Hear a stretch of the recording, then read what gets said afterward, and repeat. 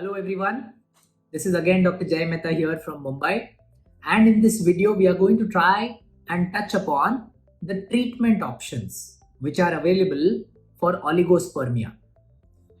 Remember, as I said, there are a multitude of causes which can cause oligospermia, but the medical line of management which is available is usually the most beneficial for the mild to moderate cases. When it is severe oligospermia, especially when sperm counts are less than 7 million, it's going to be very difficult to treat simply with medical management.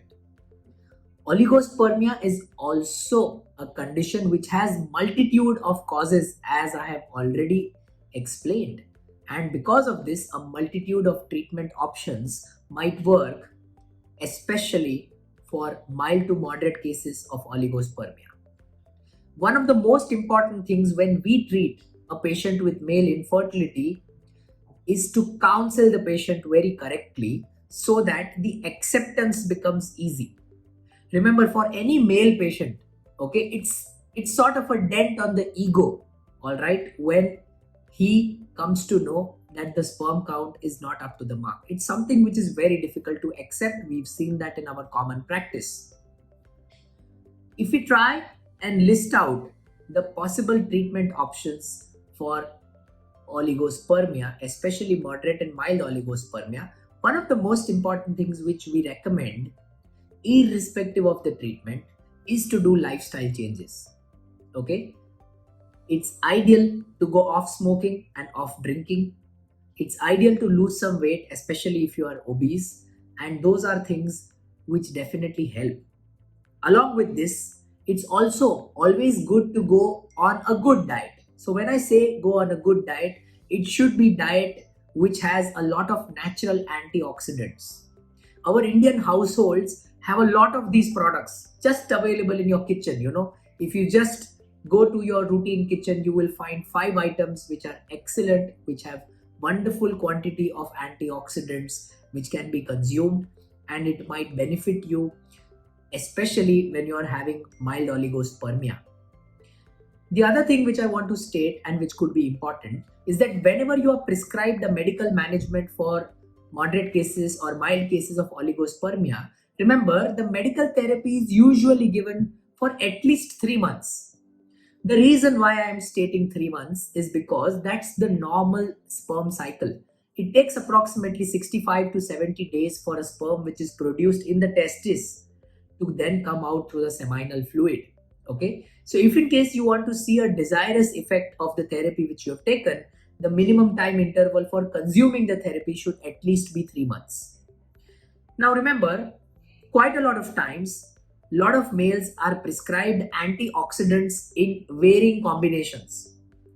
If you go strictly by the evidence, then all these antioxidants are those drugs, as I said, apart from the natural antioxidants which you can take, these are antioxidant medications which might help in improving the general sperm parameters.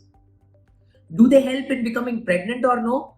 Then the answer is antioxidants will help you in becoming pregnant only if it is an idiopathic cause. That means only if the cause of having mild oligospermia is unknown.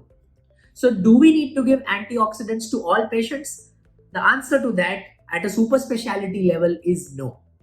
The reason is because these tablets are expensive.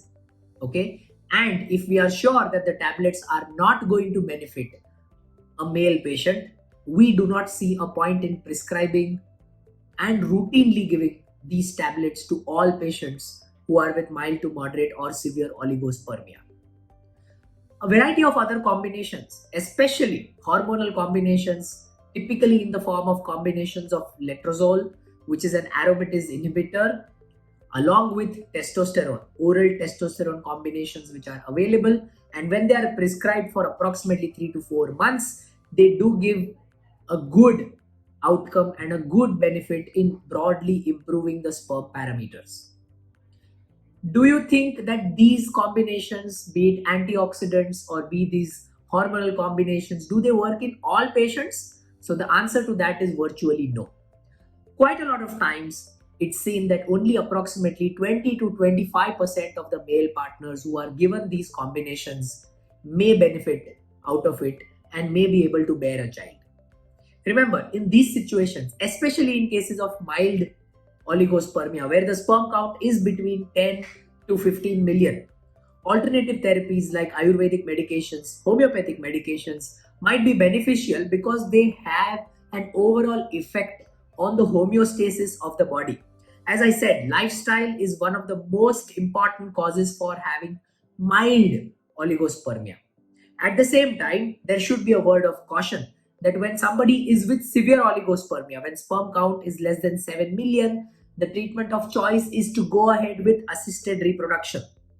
Such male patients should not be wasting their precious time doing medical management therapies or therapies from any alternative field of science, because the total benefit which is derived out of this is extremely limited.